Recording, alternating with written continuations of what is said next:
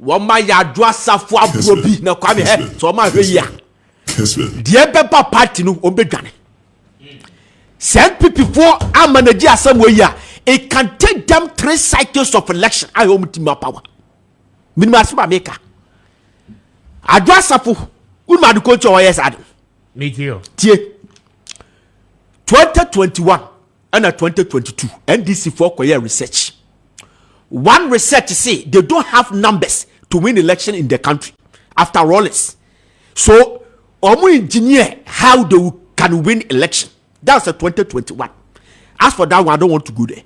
And the 2022 research, not say, Dr. Bawumia will win the flag bearer.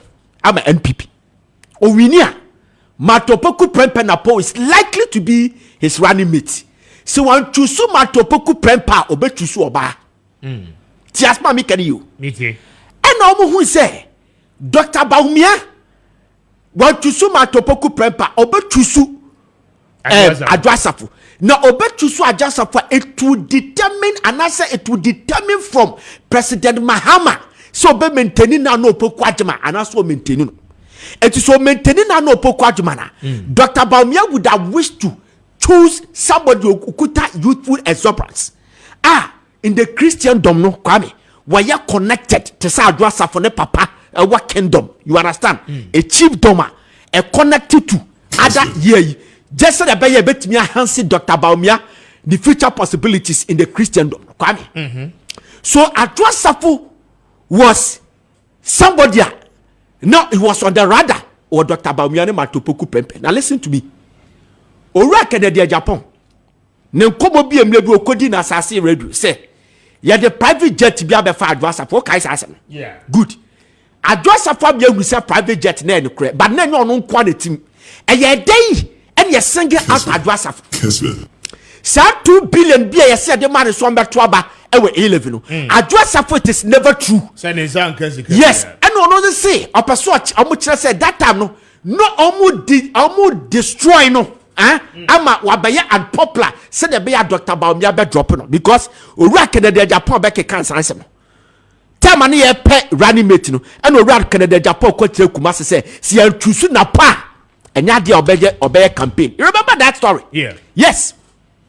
And Adwoa Sarfo the chief of staff. Madam Ayi, Femo Pare. Adwoa Sarfo say yes. One to see say, Madam ne fra Adwoa Sarfo onfa. Yeah. Na Madam ne tuka de kwa Adwoa Sarfo fie. E ko jina o 2 hours. Adwoa Sarfo empiama. And no so no kire say when Adwoa Sarfo became unpopular with the E-levy issue, no, the woman wanted to take advantage. With the situation because Dr. Bawumia be choose Matopoku Prempe and I say oba it is Adwoa Sarfo be unpopular there.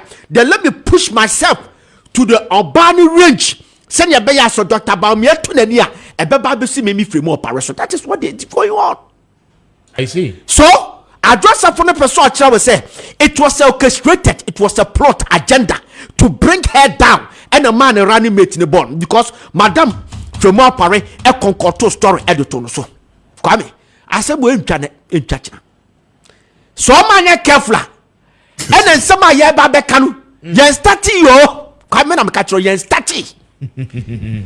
Sabo shatin comfortable mon kasa. On be ka dia say ya no. Ye baba beka. Sebe dia menya party ni meboa.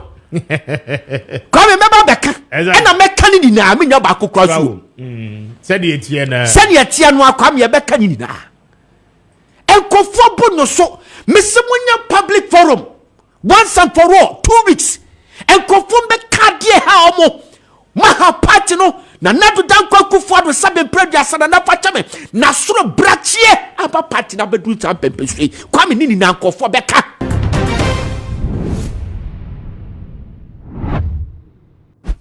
After the one say Adwoa Sarfo ankasa beti ase say enyama ne bi wa wodom a e wase wo kama nkrofo hu de ekoso say enyam me na meka kire Ghana fo say ekufo adu amamu obebu wo krom ha no kro no amamu amro bri kro no amamu e no obebu ye ekufo adu amamu no na ye kro no amu be wi ayen and I see Adwoa Sarfo interview no yeah just a portion of it and when I come back I will tell you more.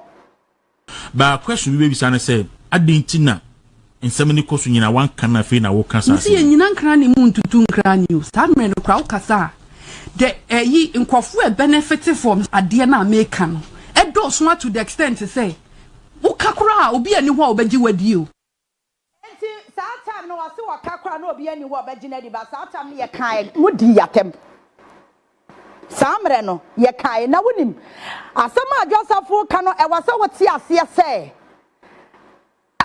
obi ani wa no otan na nado ena no obi ani won so no otan Bawumia but eniema na ekoso wa amammo no no some of the documents that we got and ho da bia meka se menya nka niema minim no ka wonim menya nka niema metse no e ka wotibi because there are some of the issues as say yetia ebi wo ho no ma se yakase de ba to the public consumption and we man be dania butunti niam ne bi wo ho no ma yetia yaka ya no tum and most of the issues na yetia no eye de aboman esai wo man wutimi se di pa hyeda ya na dwen se me sei kuro no enti wuti Agyapong asem wo kan ya akwa te se same ya je di se NPP aban ba ye no ono wone ate asefo amaye adwuma o one samanfo na be ye adwuma ewu obawuwo awufo samanfo ghost anything na national service o mutimi di samanfo din e hye nkrata mu masamanji pay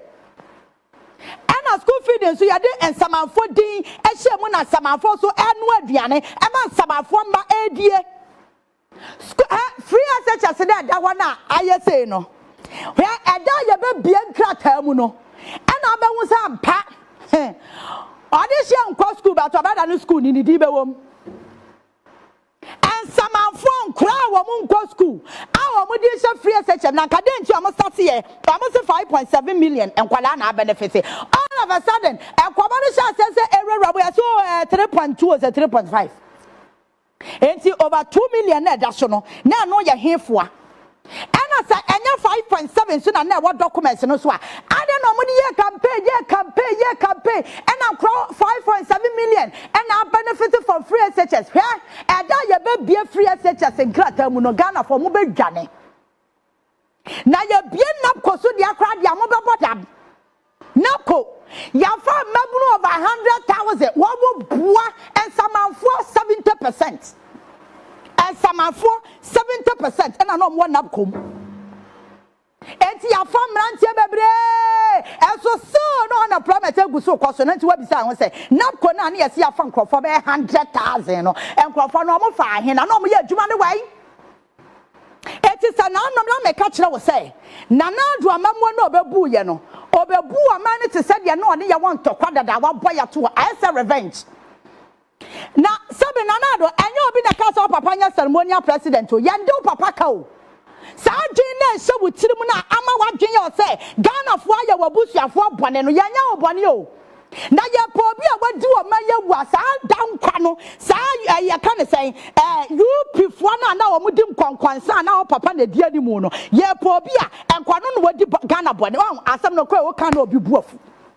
enti akufo do bebu mba ne te se de one Ghana wa revenge Mami wa yo ada with TV sui Agyapong pamo no any 3 days na do asande naba